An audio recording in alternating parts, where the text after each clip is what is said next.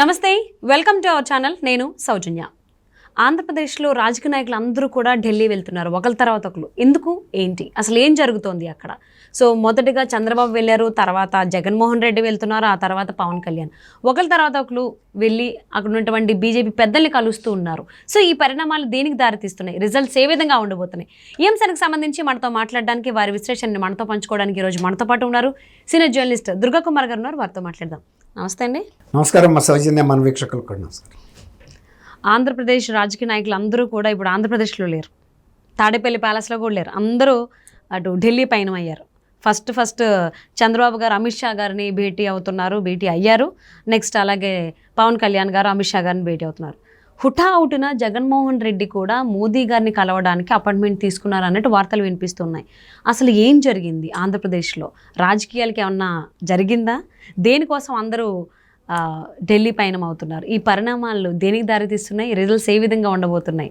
ఎవరికి ప్లస్, ఎవరికి మైనస్? మీరేమంటారు? మీరు అన్నట్టు ఆంధ్రప్రదేశ్ రాజకీయాలు హై స్పీడ్గా జరుగుతున్నాయమ్మా. ఇది ఇప్పుడు కాదు, గత సెప్టెంబర్ నుంచి స్టార్ట్ అయింది స్లో మోషన్లో. అంటే అంతకుముందు స్తబ్దతగా ఉన్న రాజకీయాలు, ఆంధ్రప్రదేశ్ రాజకీయాలు ఒక స్లో మోషన్లో మొదలై క్రమేపీ స్పీడ్ పుంజుకుంటూ వెళ్ళిపోయింది. ఇప్పుడు ఆ స్పీడ్ ఎంత దాకా వచ్చిందంటే మీరు అన్నట్టు ఢిల్లీ వైపు ఫ్లైట్లో చక్కర్లు కొట్టే పరిస్థితికి వచ్చేసింది. హై స్పీడ్ అందుకుంది.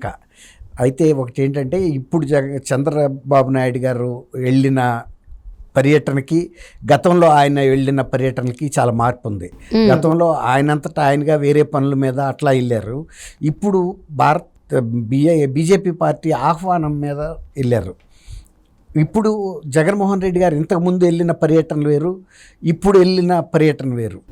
అంతకుముందు రాజకీయాల్లో ఏదైనా ప్రభుత్వ పనుల మీద లేకపోతే తన సొంత కేసుల గురించి వెళ్ళారు. ఇప్పుడు SOS save our soul emergency, ఆయనకి అన్ని పక్కల నుంచి కూడా మూసుకొచ్చేసినాయి పరిస్థితులు. ఒకటి, పార్టీలోనే పెద్ద తుఫాన్ రేగింది. రాష్ట్రంలో ప్రజలు ఒక నిర్ణయానికి వచ్చారు. ఎప్పుడైతే తెలంగాణలో ప్రజలు ఎలా మార్పు కోరుతున్నారో, ఆంధ్రప్రదేశ్ ప్రజలు కూడా ఒక స్పష్టమైన మార్పు కోరుతున్నారు, ఒక నిర్ణయానికి వచ్చేసారు. దానితోడు షర్మిల్ గారు ఒక సొంత చెల్లెలు, రెండవది వివేకానంద గారి కుమార్తె, ఆమె కూడా రాజకీయాల్లోకి వస్తా అంటున్నారు. ముఖ్యంగా కడప జిల్లా రాజకీయాలని సునీత గారు కానీ, సౌభాగ్యం గారు కానీ, షర్మిల్ గారు కానీ చాలా ప్రభావితం చేయబోతున్నారు. అసలు సొంత ఇలాకాలోనే ఆయన పరిస్థితి ఇబ్బందికరమైన పరిస్థితి వచ్చింది. ఇప్పుడు ఆయన శ్రీకాంత్ రెడ్డి గారు ఉన్నారు కదా, రాజంపేట ఎమ్మెల్యే. ఇప్పుడు ఆయన మొన్న ఇంటికి వచ్చి ఛాలెంజ్ ఇసి వెళ్ళాడు, మా పరిస్థితి కాదు బాగుంది, నీ మూలాన్ని వచ్చింది ఈ పార్టీకి ఇంత తిప్పలని.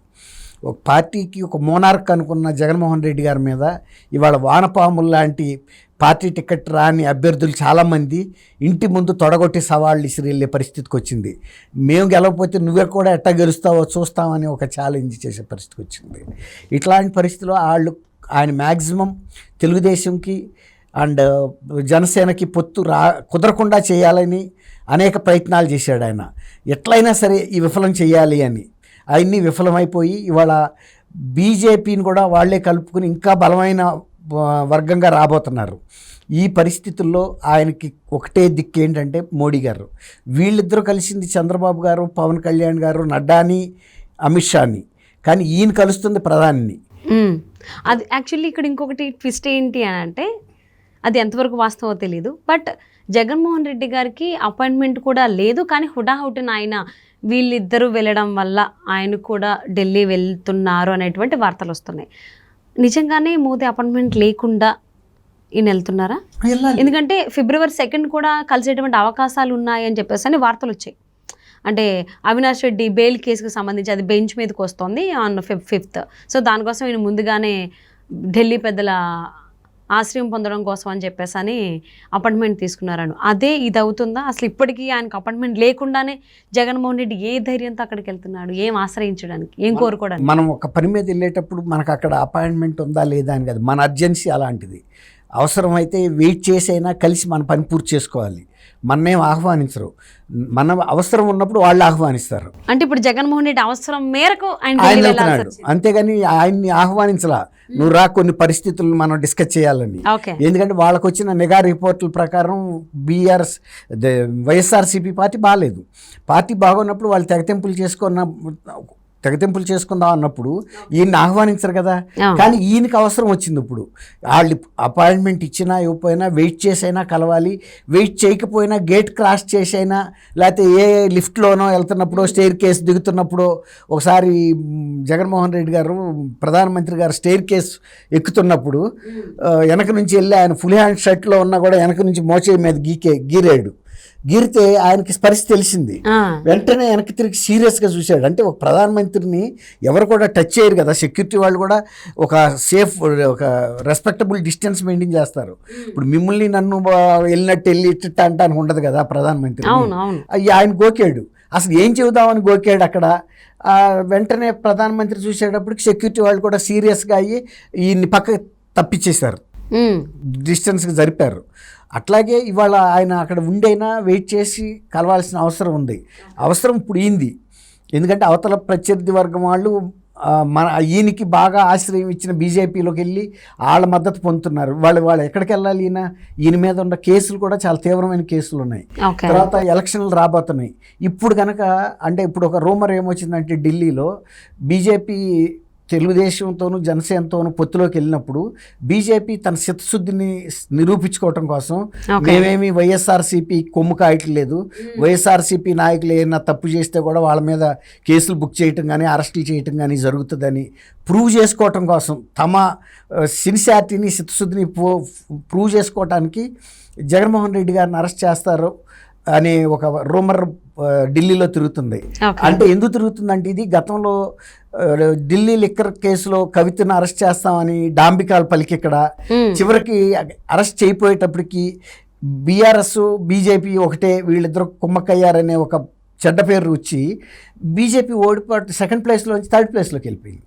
అసలు యాక్చువల్గా సెకండ్ ప్లేస్లోంచి పికప్ అయ్యి కాంగ్రెస్ లాగా ఇక్కడ గవర్నమెంట్లోకి రావాల్సిన పార్టీ బీజేపీ మంచి స్పీడ్ మీద వచ్చింది. కానీ ఒక్క అపనిందతో కవిత గారిని అరెస్ట్ చేయలేకపోయారు, వాళ్ళు కుమ్మక్కయ్యారనే మాట మీద కోల్పోయారు.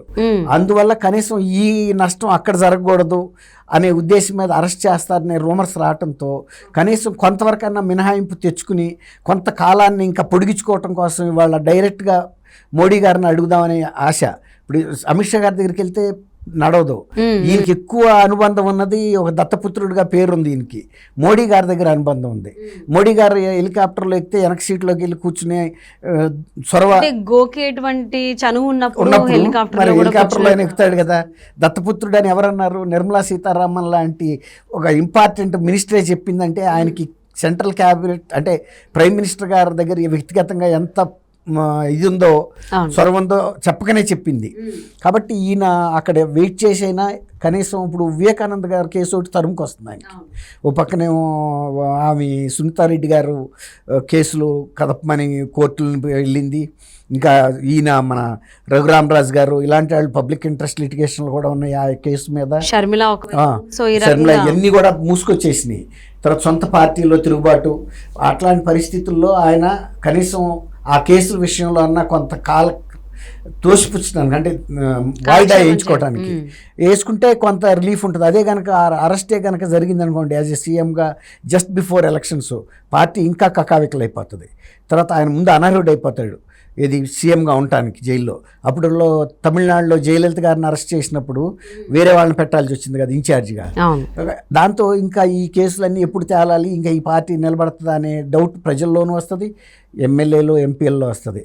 కాబట్టి ఇంత అవసరం ఆయన్ని ఢిల్లీ రాక పరిగెత్తే పరిస్థితికి తీసుకొచ్చిందని చెప్పొచ్చు.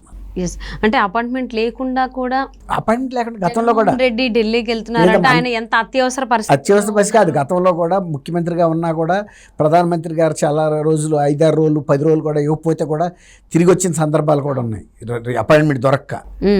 అమిత్ షా కూడా దొరక తిరిగి వచ్చిన రోజులు ఉన్నాయి. కాబట్టి ఇది కొత్త ఏం కాదు ఆయనకి. తర్వాత ఇంకోటి ఏంటంటే ఆయన మీద ఉన్న కేసుల దృష్ట్యా ఆయనకి ఇన్ఫీరియారిటీ కాంప్లెక్స్ ఏంటంటే ప్రధానమంత్రి ముందు కానీ మోడీ గారి ముందు కానీ ఆయన ఒక రాష్ట్ర ముఖ్యమంత్రిని అనే విషయం మర్చిపోయి మాట్లాడితే పాదాభివందనాలు చేయడానికి ప్రయత్నిస్తాడు ఆయన వినయాన్ని తెలియజేయటానికి. తర్వాత ఇట్లా కుర్చీలో కూడా వెనక్కి కూర్చోడు, ముందు కొంగి కూర్చుంటాడు. అంటే అతి వినియోగం దుర్గ లక్షణం అని చెప్పేసి అని ఒక సామెత కూడా ఉంది. వాళ్ళకి తెలుసుగా. సో అందు బీజేపీ పెద్దలు వీళ్ళకి మించిన యాక్చువల్లీ ప్రతిదీ వాళ్ళు గమనిస్తూనే ఉంటారు. కాబట్టి ఇప్పుడు ఆయన కూడా అదే అనుమానం వచ్చి ఉంటుంది. ఏదైనా బంధం అనేది అవసరాల మేరకే ఉంది అని చెప్పేసి అని అంటూ ఉంటారు. అది రాజకీయాల్లో స్పష్టంగా తెలుస్తూ ఉంది. మరి ఇప్పుడు చంద్రబాబు అలాగే పవన్ కళ్యాణ్ భేటీ అనేది అమిత్ షా గారితో ఎక్కడి దాకా దారితీస్తుంది, ఎటువంటి పరిణామాలు మనకి ఇవ్వబోతోంది? అలాగే జగన్మోహన్ రెడ్డి మోదీని కలవడానికి వెళ్ళారు అన్నారు, కలుస్తారా, కలవకుండానే ఇంతకు ముందులాగా తిరిగి వస్తారనేది చూద్దామండి. Thank you so much for spending your valuable time with us, Durga Kumar గారు. థ్యాంక్ యూ అమ్మా సౌజన్య.